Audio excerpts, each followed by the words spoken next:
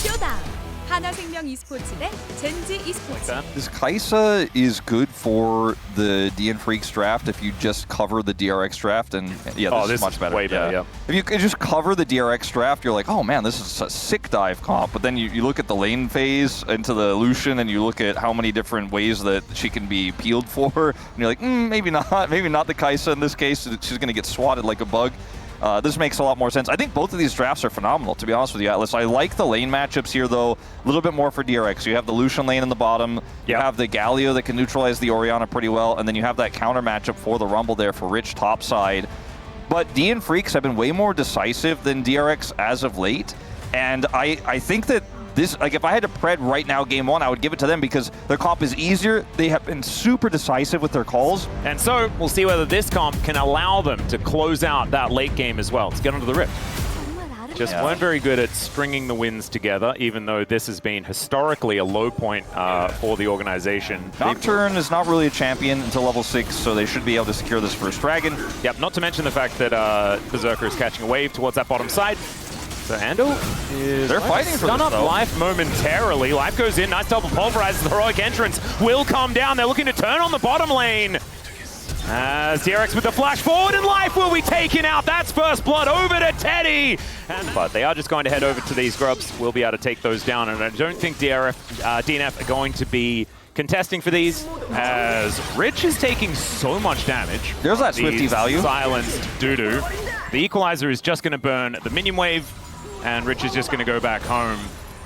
Potential dive angle here for Kyoshik if he doesn't come on over, as Rich does cancel the back momentarily. There's no one here. Yeah, as there is the paranoia. Bouncing to the other side of the wall is Rich, and unfortunately, that was not the call. Over here, DRX are going to get their second dragon of the game because they still have all their control bottom side. They know that dive is likely to happen because the Nocturne hasn't shown up down here on the bottom side. They had no vision top side. I think Rich was aware there was a pretty high chance. Yep, teleport is up as well as, all right, we're going aggressive. Berserker does manage to land the Deadly Flourish, but this Unbreakable Will is not quite enough, as Life will be able to limp his way up and not going to be able to defend any sort of Drake take or anything like that. Yeah, Rift Herald going to get started up here. Dustbringer comes on through. There is a ward down already as Life gets behind them. Wind becomes lightning. Into the back line he goes. Equalizer comes through as well, as it's just melting them down. Life will be actually still alive here as Sponge takes down the Rift Herald, but in the meantime, it's Berserker that's threatening here against this Xin Zhao that's so incredibly low. These health bars are minuscule on DNF's side, so it's DRX that managed to get the objective, but they do lose one. Yeah, Sponge is going to go in. Wind becomes lightning, does find Kyoshik here, but he has the paranoia. Into the back line they go. Tries to get Teddy, but he gets out of the way of it. Still, Rich is able to bounce his way between worlds to keep himself alive, and now they're lined up. Teddy still looking for an angle here, but doesn't have the culling anymore. And Life likely to get locked down. There it is. As soon as that Winter's Bite hits, the Lucian's so good at proccing it. And down will go the Alistar. That should mean that the Drake belongs to DRX and Soul Point 2. DNF can use that extra money in the coffers to deny Drake after Drake after Drake. As Paranoia comes down, they're looking for Sponge to be able to take him out here. Deadly Flourish is going to connect, but he's pretty well protected. Shockwave connects onto Teddy and to Sponge. The pulverizer's there as well. And Teddy is just melted down. Nowhere good to go. And DNF, they spring to life. They will be able to lose life, unfortunately, there, as Rich is going to have to try and get himself out of the way. The flash will be utilized in order to do so, but now the Otacon should go over to DNF, so they don't feel like they can go for the Otacon, but still, gold lead still there for DNF as Dudu throws down the ulti, but unfortunately he is surrounded. In comes Life, finds the Winter's Bite there as well, and Dudu is going to go down. That is how they have to play this. Oh, Teddy on a bit of a flank angle here, which is kind of awkward. Shockwave connects onto two. The equalizer goes down as well just to finish off Handle, and it is going to work out. No door anymore for DRX.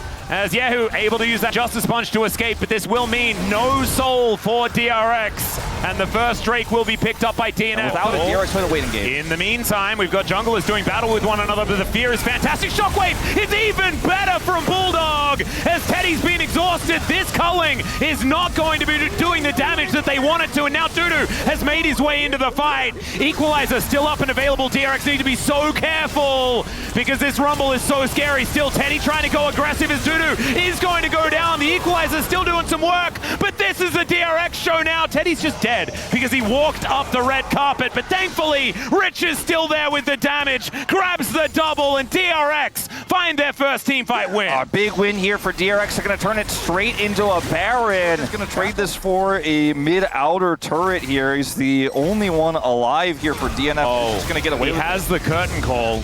And There's no way, yeah. Sorry, curtain call doesn't actually do anything to him. Braum. A lot of this Baron timer is being wasted by this. If DNF just walk away, they're like, cool, got a bunch of your Baron time, by the way, and they can still kill time and stay for the contest. Yeah, Life could be in a little bit of trouble here as there's a little bit of a taunt onto the Alistair, and Paranoia used defensively. That's a big tool that DNF will not have now. I like how DNF are playing this, though. The defensive Paranoia works out for them, and they can still contest this Otacon. They are going to lose this turret for sure, but the Baron timer is half wasted here. I just don't see the angle for DNF just yet. They're going to have to really slow play this, and Dudu is caught. Yeah, Teddy is going to find Dudu here, who does have to break his arm guard. Thankfully, he did have the item. Otherwise, he was probably just dead. Scrap Shield not going to be quite enough to deal with the culling that Teddy is wielding now. Bulldog is slowly but surely inching his way closer to that shockwave angle.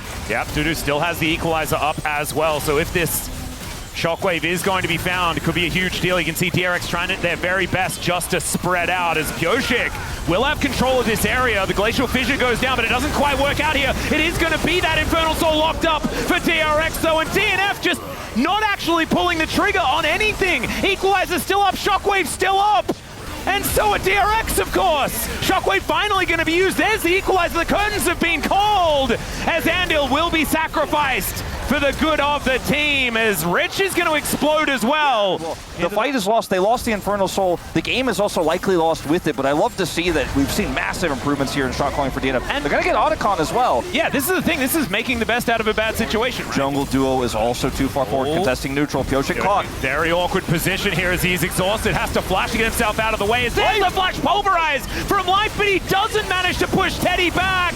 Oh, it's a disaster in the end. They do get the combo onto Teddy, but that more of Malmortius means that it does basically nothing. And now the culling is a deadly back scratcher for Dudu, who's the last man standing. And as it felt like DNF had the initiative in these fights, they lose all of it and probably the game. Yeah, I think this game is just simply donezo. Voidlings here going to help them start hitting this turret. The wave is just a few seconds away, and with these death timers, this certainly should be the end here of game one. A heroic attempt from DNF here, but DRX got Teddy ahead. His positioning was phenomenal. Dudu now just one man against the world. A little bit of desperation there as the buffed up Rumble on this patch, not quite enough to deal with the Fountain Laser in the end. As Life turns up, man, he's going to be kicking himself, right? I feel like Life has had so many better performances than from earlier on in the year that last play must feel terrible. Too nervous. Yeah. They were too unwilling to pull the trigger there, and then DRX are like, cool, it's my prio now. Life goes for the desperation play, and they lose the game. It feels like classic DNF in some ways, but in others, there were some great moments there. The Lost Dragon fight, but then the turn was really clean. DRX, though, this is business as usual for this team. They need to get that second win. Winning 2-0 is so important as well if they're going to get that spot away from Bro. I really think no matter what comes through here, the draft diff is huge. I think DRX really ended up with a phenomenal draft here, and it looks like they're going to settle on the Leona ultimately. We're giving some consideration to a Blitzcrank there, but man, I don't like this lane for Life and Berserker, and it's a really similar draft to game one where DNF have so much agency, right? They have the pick potential, they have the Wukong engage, they have Rel, like they have all the combos, they have all the circles. But you look at DRX, and not only this time do they have a really strong scaling AD carry, and Teddy will be able to position against us and has Spell Shield, but then they can utilize his prio to play through double globals. I feel like this time DRX have agency, which they didn't necessarily have that much in game one, plus the same sort of scaling aspects and easy defensive setups. Like, they can turn so easily, whereas for the side of DNF, you can kind of only go in. There isn't a whole lot of turn unless you have prio. But now it is time for game number 2. Let's get on the Rift. It's her power later on and how easily she can follow up on engages. Is there a reason why DNF might specifically want Teddy to play Sivir? Because it's such an obvious Sivir angle. And I guess the Wukong is super good into the spell shield. You have so much engage. Just hold that thought. Rich? Yeah, he's going to have to use some of these dashes to try and get himself out of the way. There's the flash. Void Seeker will be avoided. Feeling pretty good about that. Rich does survive, though, with nice dodges. Yeah. Uh-oh. Yeah, over the wall they go. Seismic Shove does come on in, but Andil's making his way over as well. Pyoshik able to get himself out with that Warrior Trickster. DRX standing firm. Back to the Sivir conversation. Maybe not yet. Maybe not yet. Ooh. Okay, are going to get on top of Berserker here as the Boomerang Blade does a lot of work.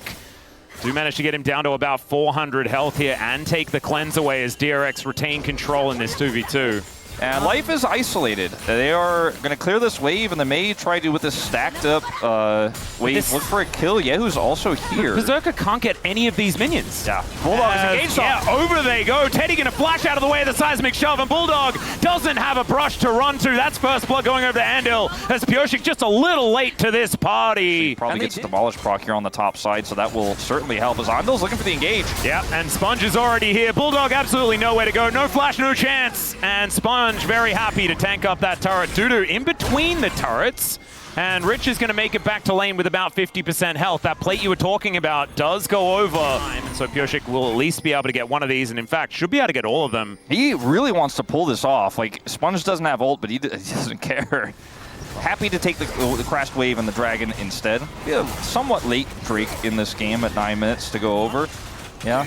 Bulldog has been phenomenal at setting up picks on this as he's going to threaten one. Yeah, there is a Grand Starfall, but I don't know whether they really wanted to be there for that one. As flashing over, Bulldog able to get himself out of the way. The heal to keep Sponge alive, though, as they find the stun onto Life, and he flashes his way out as well.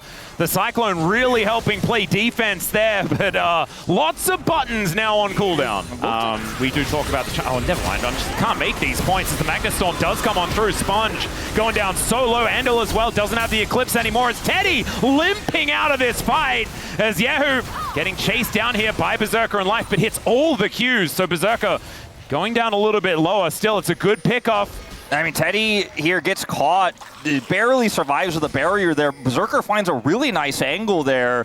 Kind of like Kaisen to Ezreal-esque there. Oh dear. Just mown down by the stars. It's the Pantheon, though, that follow up that trades this 1-for-1 as he has vision. Yeah. And we'll snatch her out of the way. And better prio here on the subjective.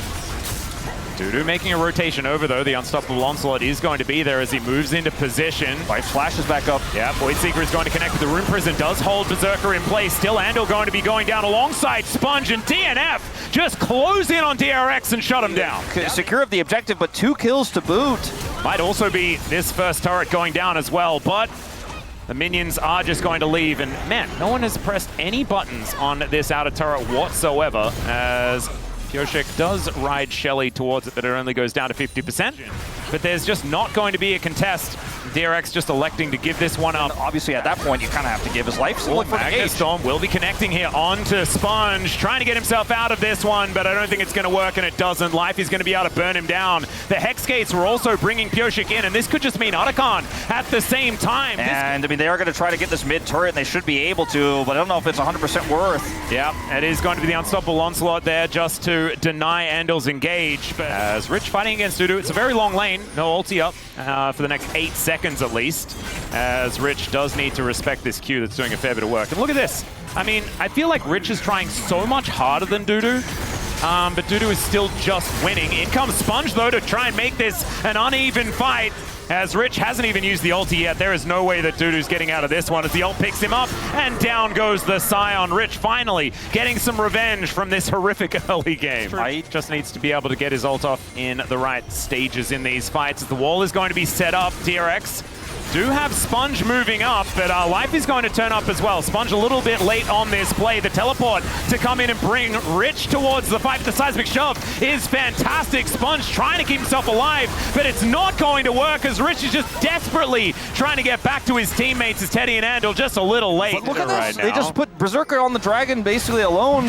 Well, in they go. They do manage to eat Dudu's ulti as the Solar Flare is going to hold the Scion in place. It takes forever to take this guy down if they even can do so, and they can't. and so they just give up the Drake. That's Soul Point over to DNF. A huge deal here for this composition. But a potential turn. Dudu's already here. Late TP from Rich. Life on the flank. Well, they're once again looking for Dudu as the turn does come in. The Baron has reset. Seismic Shove brings Yehu over to the rest of their team, or Yehu if I want to pronounce it correctly. Berserker gets into that backline as Andal also trying to get some work done. They lose the Rise though, and the Leona's down as well. Teddy just trying to be a hero, but he's melee range with this. Sionis Rich! Oh my god, the savior once again here for DRX as Dudu might be able to kill him, but he has so many dashes, and it is just a top lane battle in the end, and that is going to be a stalemate. Wow, you're like, there's no vision. Yeah, this is kind of ridiculous as Yehu gonna get shoved back. He does have his flash available.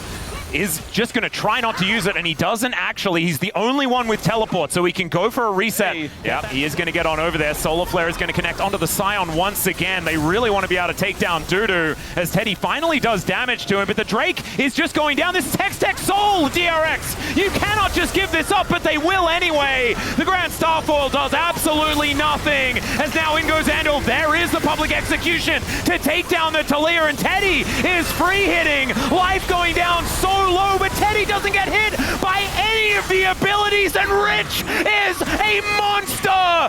The Rune Prison is fantastic onto Berserker as well, and down he will go. There is the ace for DRX! Teddy is unable. Yeah, no, there's multiple nuances here in this with the mid sign. Yeah. Yes. But anyway.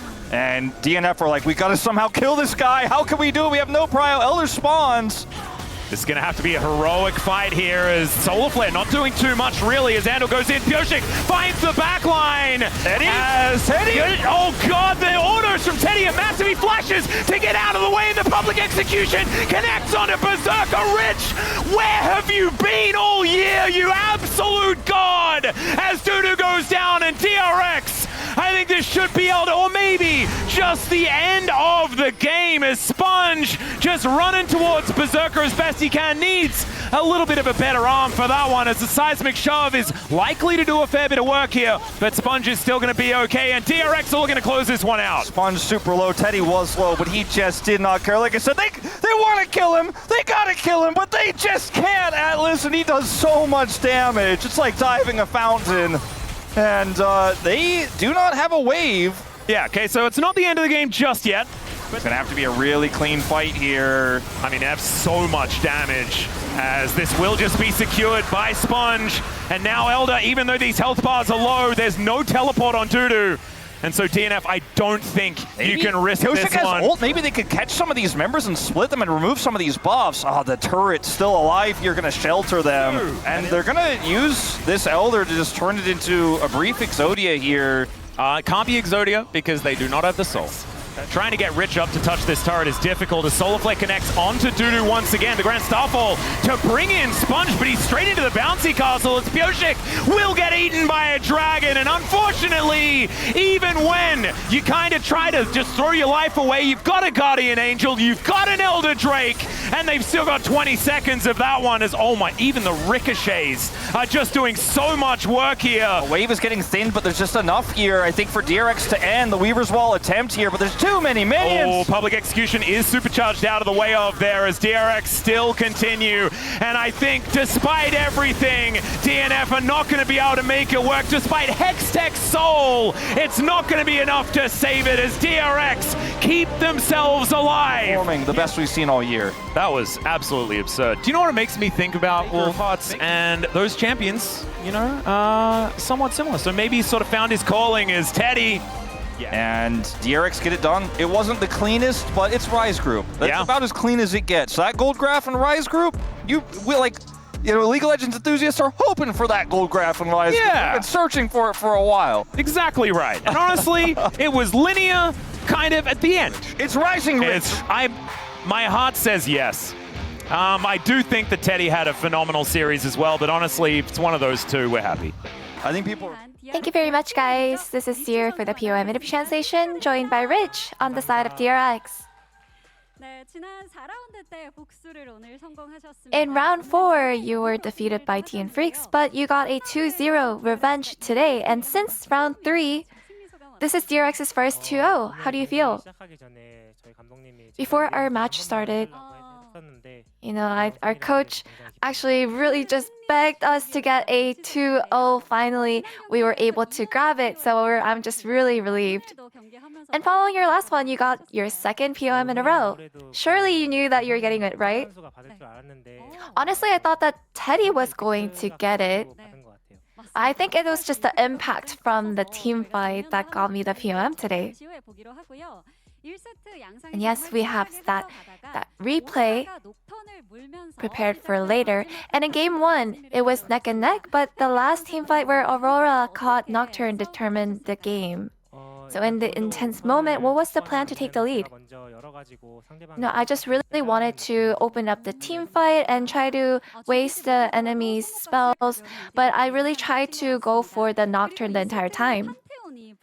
And in game 2, Pantheon was available, and the enemy took Wukong, who has 7 wins in a row in Rise group. So what was the discussion like during draft? We did think that it would be challenging. And yeah, in the team fights, we did struggle a little bit. And I think the main goal, the main plan was really just to feed our Sivir and make sure that she scales well to win those team fights. And in game 2, yes, in dire moments, your Ambessa's role was crucial, and we had this clutch moment in front of your Baron. Can you go ahead and walk us through? I was trying to zone out the Rel first, and when the Rel's skill was off, I was trying to output some damage onto Talia and try to clean up as much as I can right here. So did you expect that this would actually turn around? Honestly, at the beginning of the fight, I didn't think that this was very good. But I think it's because, my teammates, before they all died, they actually were able to do a lot of damage and melted the enemies enough for me to clean up. Was it not nerve-wracking at all? No, not really. I think I just really wanted to carry out my role and just do my job. And your Ambessa's tankiness really stood out this game. And in the regular season, you actually picked Ambessa the most. And you even mentioned that she's good in this meta. So how would you summarize your Ambessa today in a nutshell? I think I just did what I can with a given situation, and because there was a lot of back and forth, and I just did whatever I can in the moment. And with your victory, your chance for play-ins has gone up, and your next opponent is the King of Rise, D plus Kia. What are your goals? Every time we meet D plus Kia, we always lose 2-1, and it's a really close one, so we want to make sure that we're ready for this one and take the win this time around. And that's the end of the interview with Rich, and back to the space. Thank you.